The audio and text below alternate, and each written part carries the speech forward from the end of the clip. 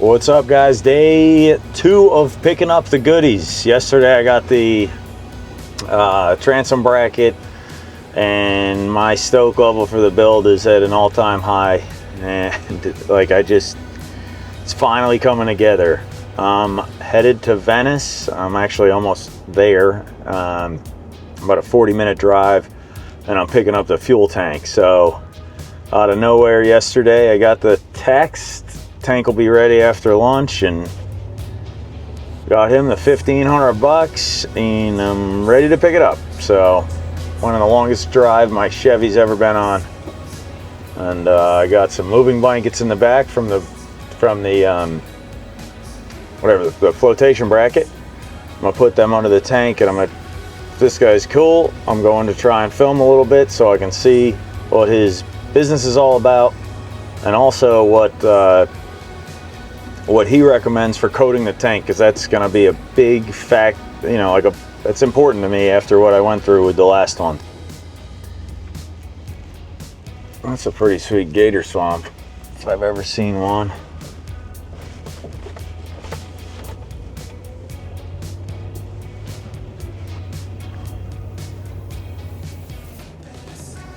This guy's voicemail says Sunrise Marine Tanks and Fossils or something like that, so it'd be kind of cool to see what else he does. But he's come really very highly recommended from a lot of the guys I know in the business, and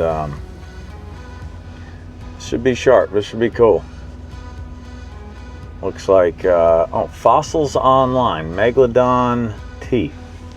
So obviously he's a fossil hunting dude.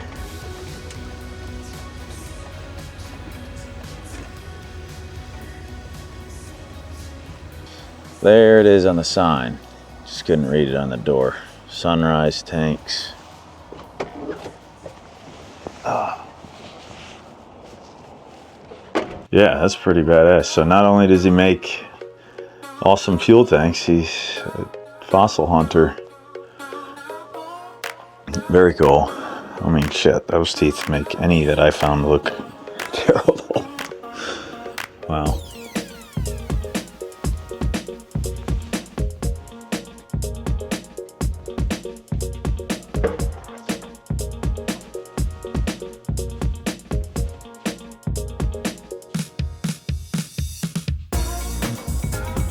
Oh, that's badass.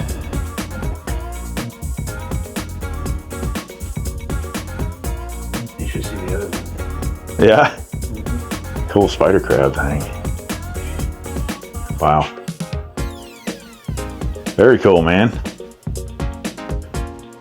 What the hell is that? It's a giraffe. Whoa. Just a giraffe skull. That's pretty cool.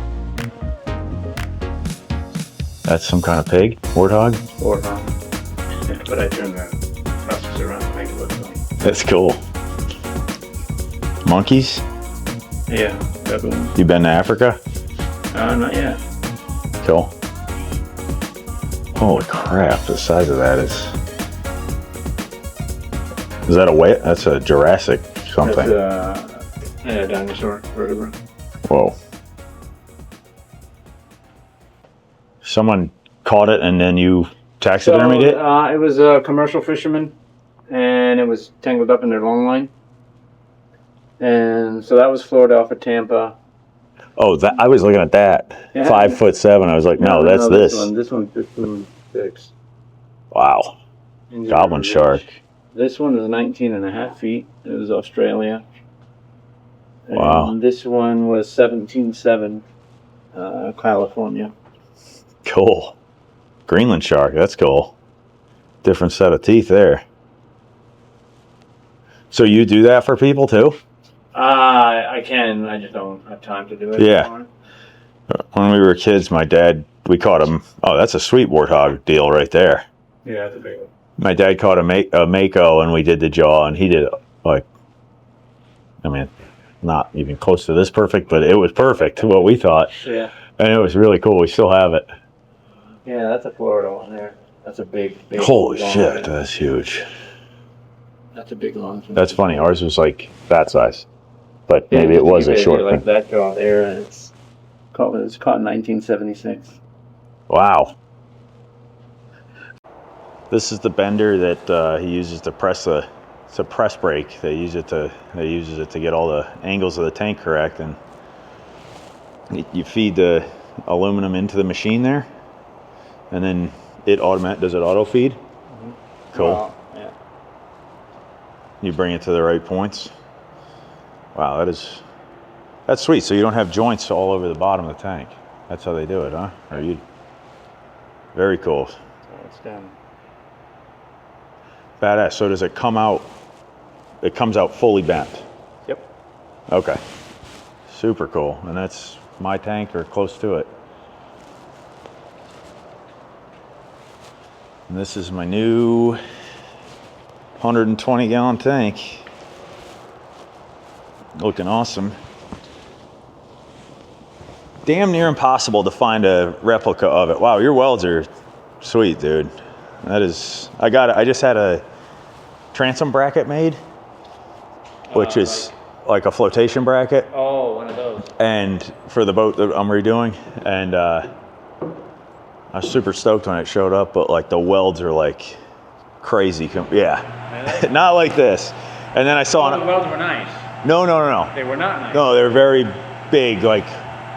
And then I looked at an Armstrong bracket, which is the top tier bracket you can get. Yeah. I saw that today at my marina, and I was like, "Holy shit, that looks like this." And I got the half price one, but it was half price. A guy out of Miami. They were cool. They were half the price of. Yeah, because It's the other company you mentioned. yeah, Armstrong. Oh my God, I got a quote for $6,500, Yeah. and it wasn't as big as what I got. So as long as it doesn't leak, I'm good, and it's powder coated. So super cool equipment in here. And this is my old piece of shit tank. You can see how nasty these. Oh, I wanted to ask you. You mentioned Primacon, I think. Yeah. And then I'm thinking about doing a coal tar. Okay. No?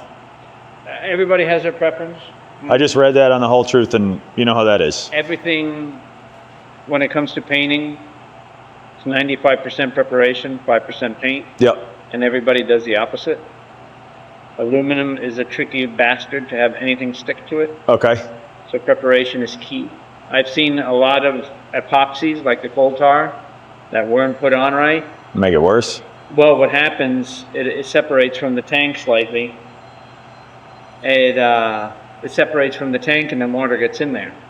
So unless you get the coal tar and completely encapsulate this whole thing, Oh, right. that joint right there is going to be an area where water can get in between the epoxy coating and your sender. And then I can't ever replace my sender. You can't put the epoxy coating down, then put the sender on top, because the same thing will happen. The fuel will eventually soften the Epoxy. epoxy and get underneath and separate it. So this area here is usually a spot that is problematic when it starts to separate. Anywhere there's a transition yeah. between the tank itself and like the hose, that's another area. You know, you go up to here with the epoxy, and that's another place. Now, Yeah. granted, it still helps, but I'm just telling you that little things like this is an area you really have to worry about, because you don't want it to come off of here, because then it'll eventually work its way through the rest. Right. It'd almost be better to not even You know what paint I'm saying? that, you know? But So I got again, you. preparation is You key. said 80 grit on the phone, I think, right? Or no? Yeah, I use 80 grit. To prep. Yeah, Just with a DA and buzz it, and then yeah, and do the welds. You don't want them shiny. gotcha. So dull the whole thing. Yeah, you want it dull. You want to get that bite in there. Okay. And then you got to take all the dust off, take all the grease off, and aluminum oxidizes immediately after you sand it. So Acid depending or whose no? system you use, like PPG or All Grip, they have Yeah. aluminum systems. It's like 3 or 4 steps. And it tells you. And on they that. want you, as soon as you sand it, to immediately put the first coat of whatever they recommend on Oh, okay. because it'll start oxidating like right now. Wow, wild. Okay. If you want to do it properly, if you're going to go through that much effort, you want to do it. Yeah, I'm redoing the boat too. I'm doing a So, totally crazy rebuild on it. The coal tar seems to be the easiest thing that a lot of people use. For me, that Primathon is easier, but I've never taken a tank out after 5 years to see what it looks like because it's an underwater primer for outdrives and skegs, and those usually get top coats. Right. This just goes underneath the deck, so it's not completely submerged all the time. Right. And my old box that the tank was in was a linered box, but it didn't have a drain in it, and this caulking job was bad, so it gets salt water dripping in there, and then it was just like a and then it just sits in corrosion farm. So and another thing, wherever this tank goes, you want to make sure if water gets in there, it goes out. Yeah, I added a drain now, which is not And Coast Guard rated. A lot of people also make, and I see where their thought process is, they want to put it in a completely airtight compartment. There is no such thing as a completely airtight compartment on the boat. No, yeah. The problem is it's 99% airtight. So any moisture that gets in there now is just sitting there stewing on the That's what I had, forever. and that's how I got the... And that's not bad. That's not bad? That's not bad. No. The ones that sit there and stew in the moisture, the whole tank looks like this. Oh, shit. Yeah. Yeah, wow. And this tank, I think, had an electrolysis. And that's got a coating. This did, but I think this tank, so again, if you That's don't, electrolysis, if you don't I see. do it right, it Yeah. comes right off. All right, take care. Yeah, that's a coating too. Yeah, it is. And this is Coal tar. This is the epoxy, yeah. See? Yeah, it doesn't really make me feel too awesome about it, you know? Because nobody wants to take the time. That's why I don't like painting tanks. Because it'll take me just as long to weld that tank as it is to paint the damn thing, and I don't nearly charge enough to paint than I do to weld. So. But you think I should... I definitely would put a coating on it. A coating, yeah. Yeah, it definitely helps. I've seen tanks come in here that if they were just painted, it would have lasted a little bit longer. This is the exception. Yeah. And then... You can see all the paint coming off it. Same thing. Yeah. Same style tank with the notch and all that. That got sat in the water or something maybe. Yeah, you can kind of see a scum But line. on the other hand, this one was painted and it seemed to hold up pretty well. Mm-hmm. Okay, and then this thing, I must have had a ground on that. It doesn't look like anything was attached to it. You're supposed to bond the fill on the side of your boat to this. So run a wire from the fill to that. Yeah, that's why it's right next to this, so you can run it up there and connect it. I did not know that. Okay, that's cool. And I think the idea is that it'll dissipate any static or not have any static electricity. Show me how to lie, you're getting better all the time, and turning all against one is an art that's hard to teach. Another clever word sets off an unsuspecting hurt, and as you step... I mean, you're not going to scratch a tank, you're fine. Yeah, I got it, and I'm going to sand it, right? Or Yeah. if I acid wash it, do I have to sand it? I would. Sand it first, then acid etch it, So then do that stuff. I make stands, I make fossil stands. Uh-huh. And they're universal stands, so people can put whatever in there and bend it around the fossil, right? And they're powder coated. That's my little oven there. Oh, cool. So we experimented trying to cut time down because I make hundreds of those things. One just raw steel, and one that we blast with in the sandblaster with garnet. The one that we don't blast, it looks beautiful, but once you start bending it, more often than not, the paint flakes off.